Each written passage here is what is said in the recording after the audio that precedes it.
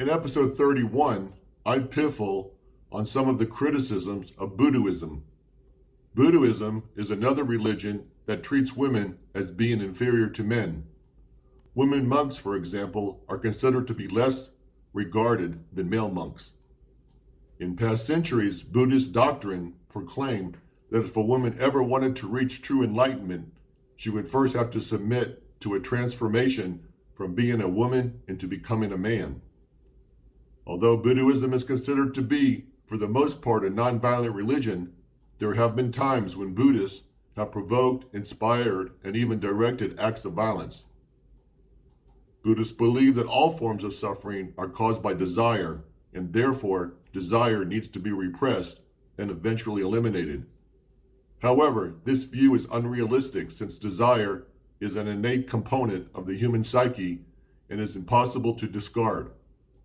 Also, if man could somehow find a way to eliminate desire, that would not just prevent suffering, but it would also remove from man any possibility of ever experiencing happiness. Buddhist prayer rituals are intended to aid a person's passage to enlightenment. To achieve this, the Buddhist seeks to do good deeds with the intent being to bring about blessings to oneself and their families, as well as the community. The central practice in nearly all forms of Buddhism is meditation. In Zen Buddhism, meditation is the primary focus and is derived directly from Buddhist teachings and experiences. Zen Buddhists believe that meditation is the only way to reach liberation. Buddhist meditation is a form of mental exercise where the practitioner focuses his mind to concentrate on his journey to reach enlightenment and ultimately spiritual freedom. For a Buddhist to eventually reach salvation, he must somehow detach himself from normal everyday life. Buddhists do not believe in an everlasting soul. Therefore, they do not believe that a person's soul is reborn into another life. Rather, it is only a person's physical and mental energies which are passed on. All rebirths will be based upon the morality of the person and his accumulated karma. This alone will determine the type of rebirth. So that if a Buddhist engages in bad actions and thereby receives negative karma, this will result in rebirth into a lower life form.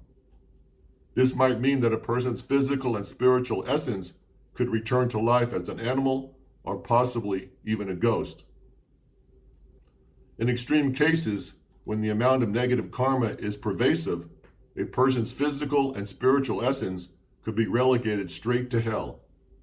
In stark contrast, good actions or positive karma will result in rebirth into a higher life form.